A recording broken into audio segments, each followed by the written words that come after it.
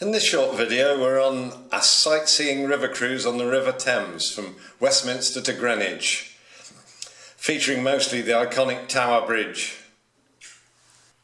Starting with commentary about the partially hidden HMS Belfast hiding behind his cruise liner. Shelling and eventual sinking of the German battleship the Scharnhorst. She last fired her guns in anger during the Korean War and was set to be scrapped by the government until she was saved by the Imperial War Museum. The vessel now stands here today permanently and peacefully moored as a floating maritime museum to naval life at sea, and with 7 decks of order to explore, she is well worth a visit. I say peacefully moored, you'll see there's a large cruise liner alongside her, and that's because the Belfast now doubles up as the upper pool of London's international cruise terminal. This large cruise liner here, the Hamburg, she arrived yesterday morning here on a courtesy visit for a couple of days to the upper pool of London. So what they'll do is they'll either disembark passengers here or they'll board more passengers here, and then they'll go on the next leg of their tour.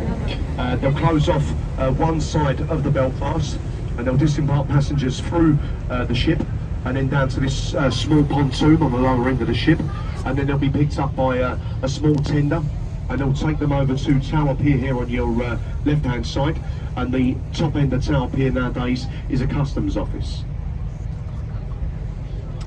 Also to our left hand side you'll see the world famous Tower of London. Started in 1078 by William the Conqueror. He actually started the centrepiece, the main tower with the 4 turrets, which is either called the White Tower or the Norman Keep. Following reigning monarchs added to it, and in its time it's been many things: a palace, a fortress, a royal mint, believe it or not, a zoo, but more importantly of course a place of execution. The night before they were due to be executed, they was usually stored in a park called the Bloody Tower.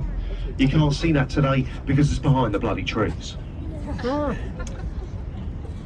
And the bridge ahead of us here, arguably the most famous and photographed bridge anywhere in the world, known as the gateway to the city, the Tower Road Bridge.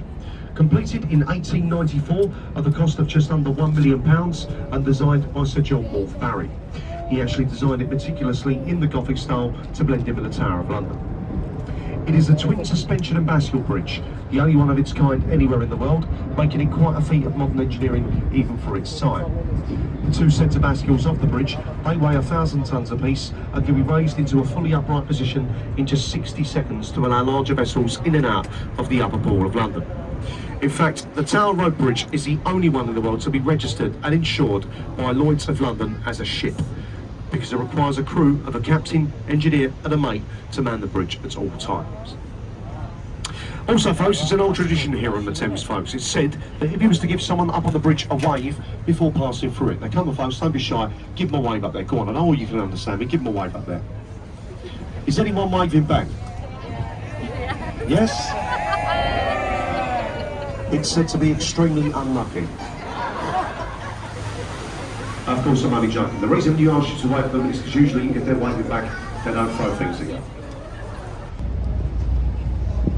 Okay, ladies and gentlemen, does anyone else leaving, please make your way to the exit, as well as just get ready to board passengers to the park right away.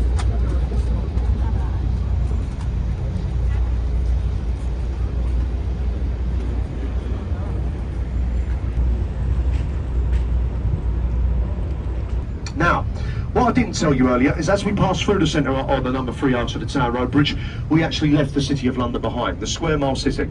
As you may have recalled me earlier, talking about Temple Gate, the archway, being the westernmost boundary line to the city, the Tower Road Bridge is the easternmost boundary. We've now entered a part of Greater London known as the Docklands area. Well, thanks for watching, and we'll finish with a couple of views of the Cutty Sark, which is down at Greenwich. That's the end of our river cruise. Gorgeous day.